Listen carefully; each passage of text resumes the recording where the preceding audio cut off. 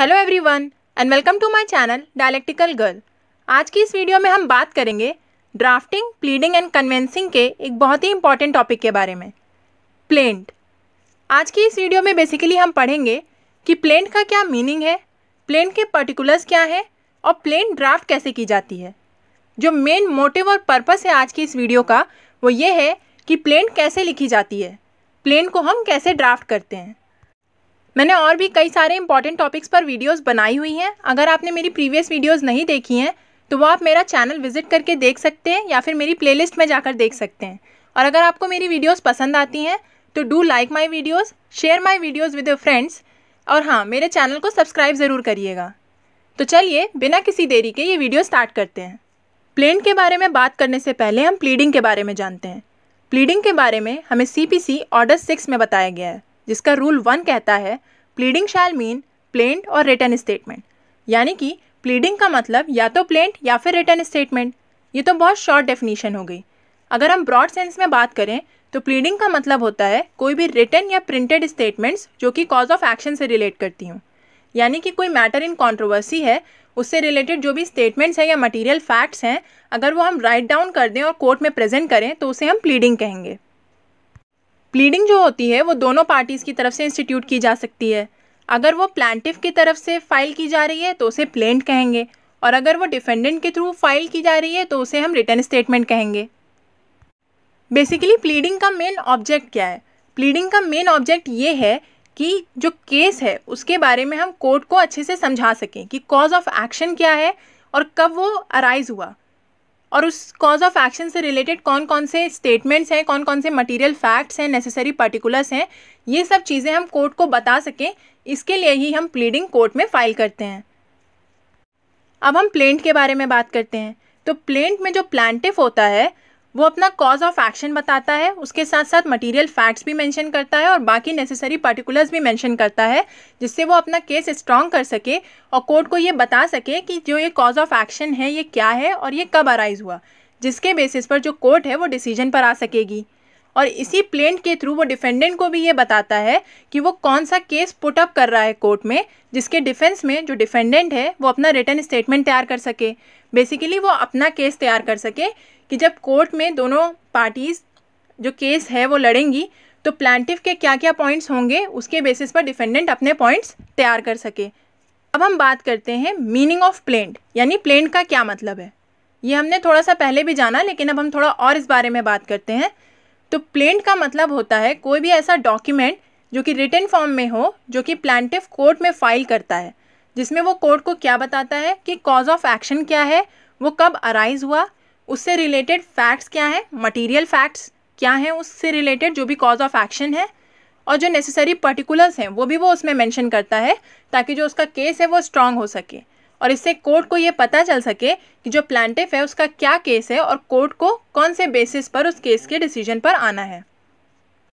Plaint के माध्यम से ही जो प्लांटिफ है वो कोर्ट को अपने केस के बारे में बताता है और साथ ही साथ डिफेंडेंट को भी अपने केस के बारे में बताता है कि उसने कौन कौन से पॉइंट्स जो हैं वो पुटअप किए हैं अपने केस में, ताकि उसके डिफेंस में जो डिफेंडेंट है वो अपने पॉइंट्स प्रिपेयर कर सके, उसे ये पता चल सके कि उसे कोर्ट में किन पॉइंट्स पर अपना जो डिफेंस है वो प्रिपेयर करना है और कौन से केस से मीटअप करना है। अब हम बात करते हैं particulars to be contained in plaint, यानी प्लेंट में ऐसे कौन से कंपलसरी पर्टिकुलर्स हैं जो कि हमें मेंशन करने ही करने हैं। ये हमें CPC के ऑर्डर 7 रूल 1 में बताए गए हैं। सबसे पहला पर्टिकुलर है कि जिस भी कोर्ट में हम अपना केस फाइल कर रहे हैं हमें उस कोर्ट का नेम मेंशन करना है। सेकंड पर्टिकुलर है कि जो प्लांटिफ है उसका नेम, डिस्क्रिप्शन यानी कि एज, फादर्स नेम एक्सेट्रा, और प्लेस ऑफ रेजिडेंस उसका एड्रेस, ये चीज़ें मेंशन करनी है। थर्ड पर्टिकुलर है कि हमें डिफेंडेंट का नेम, डिस्क्रिप्शन यानी कि एज, फादर्स नेम एक्सेट्रा और प्लेस ऑफ रेजिडेंस उसका एड्रेस, ये चीज़ें मेंशन करनी है। फोर्थ पॉइंट कहता है कि जहाँ पे प्लांटिफ या डिफेंडेंट अगर माइनर है या फिर अनसाउंड माइंड का पर्सन है तो उससे रिलेटेड हमें एक स्टेटमेंट अपनी प्लेंट में लिखना होगा। फिफ्थ पॉइंट कहता है कि जो कॉज ऑफ एक्शन है, यानी कि जो मैटर इन कंट्रोवर्सी है वो क्या है और वो कब अराइज हुआ, इससे रिलेटेड फैक्ट्स हमें अपने प्लेंट में लिखने होंगे। सिक्स पॉइंट कहता है कि हमें वो फैक्ट्स भी मेंशन करने होंगे जिससे पता चले कि जो कोर्ट है उसके पास इस केस को ट्राई करने के लिए जुरिस्डिक्शन है। 7 पॉइंट कहता है कि जो प्लांटिफ है वो कोर्ट से क्या रिलीफ क्लेम कर रहा है, हमें ये भी मेंशन करना होगा। 8 पॉइंट कहता है कि जहाँ पर प्लांटिफ ने कोई सेट ऑफ अलाउ किया हो या अपने क्लेम का कोई पोर्शन यानी अपने रिलीफ का कोई पार्ट जो उसने कोर्ट से मांगी थी जो रिलीफ, उसका कोई पार्ट अगर उसने छोड़ दिया हो तो उससे रिलेटेड जो भी अमाउंट उसने सेट ऑफ किया है या रिलिंक्विश किया है वो उसे मेंशन करना होगा।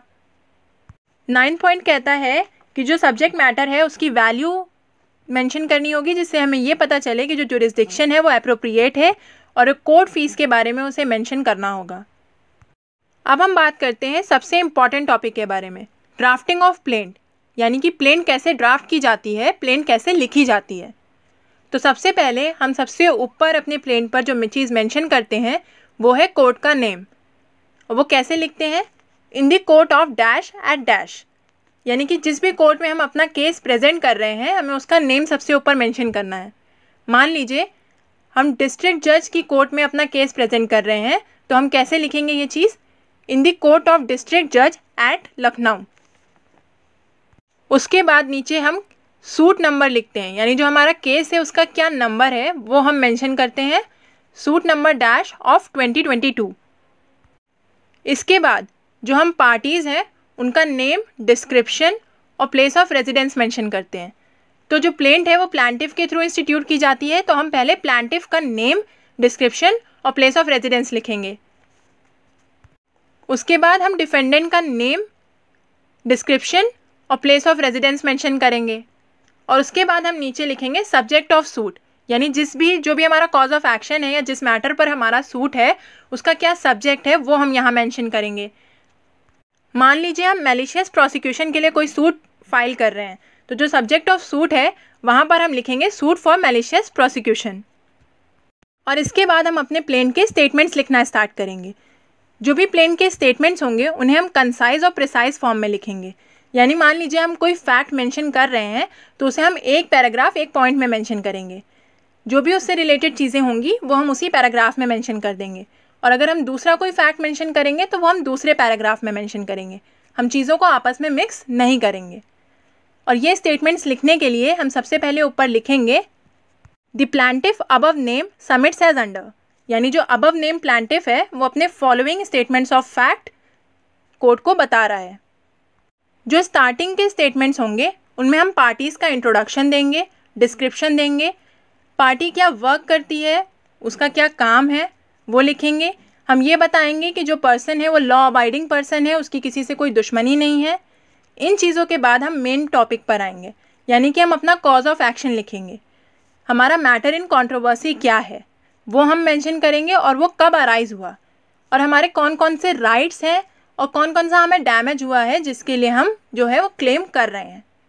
इसके बाद एंड में कुछ लीगल पैराज मेंशन किए जाते हैं जो कि लॉ से रिलेटेड होते हैं, जिसमें बेसिकली हम ये बताते हैं कि जो कोर्ट फ़ी है वो सबमिट कर दी गई है, जिस कोर्ट में हमने केस प्रेजेंट किया है उसके पास जुरिस्डिक्शन है इस केस को ट्राई करने के लिए, जो सूट है उसका वैल्यूएशन क्या है, यानी सब्जेक्ट मैटर की वैल्यू क्या है, ये सब चीज़ें हम अपने प्लेंट में एंड में मेंशन करेंगे। और इसके बाद हम अपनी प्रेयर लिखेंगे। प्रेयर जो होती है वो हमें शॉर्ट और पॉइंट वाइज पैराग्राफ में लिखनी होती है, यानी कि कुछ पॉइंट्स में हमें ये बताना होता है कि जो हमारे अबव मेंशन्ड स्टेटमेंट्स हैं उसके बेसिस पर हम क्या रिलीफ कोर्ट से चाह रहे हैं, हमारा क्या क्लेम है कि कोर्ट हमें ये रिलीफ ग्रांट करे, वो चीज़ें हम अपनी प्रेयर में लिखेंगे। इसके बाद नीचे साइड में लेफ़्ट हैंड साइड में हम प्लेस और डेट लिखेंगे और राइट हैंड साइड में हम सिग्नेचर लिखेंगे जिसमें हम प्लांटिफ का साइन करवाएंगे। और सबसे एंड में हम वेरिफिकेशन लिखेंगे। वेरिफिकेशन में बेसिकली हम लिखते हैं कि जो भी फैक्ट्स या स्टेटमेंट्स हमने मेंशन करी हैं ये हमारी नॉलेज के बेसिस पर है, यानी हम इन्हें सही मानते हैं और हमने कोई भी चीज़ कोर्ट से छुपाई नहीं है। और जो बाकी के जो लीगल पैराज हैं उसमें हम ये लिखते हैं कि ये हमारी एडवोकेट की एडवाइस पर हमने लिखा है और हम मानते हैं कि ये चीज़ें भी सही हैं। और उसके बाद सेम हम लेफ़्ट हैंड साइड पे प्लेस और डेट लिखेंगे और राइट हैंड साइड पे जो प्लांटिफ है उसका सिग्नेचर होगा।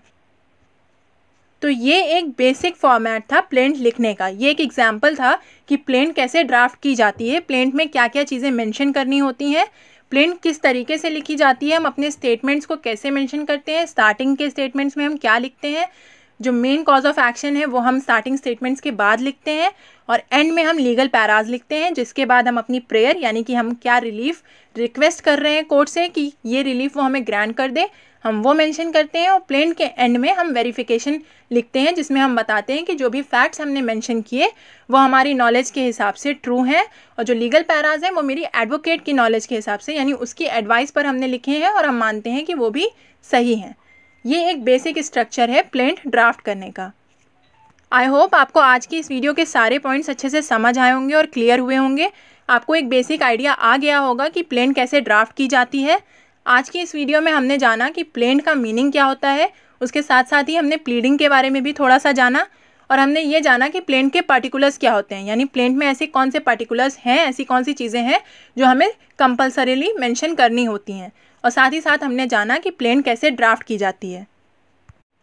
और अगर आप चाहते हैं कि जो ये मैंने एग्जाम्पल दिया है इसे मैं किसी केस के थ्रू समझाऊं, यानी किसी केस की मैं प्लेंट तैयार करके आपके सामने प्रेजेंट करूं, तो आप मुझे कमेंट करके ज़रूर बताइएगा, मैं उस पर भी एक वीडियो बना दूंगी।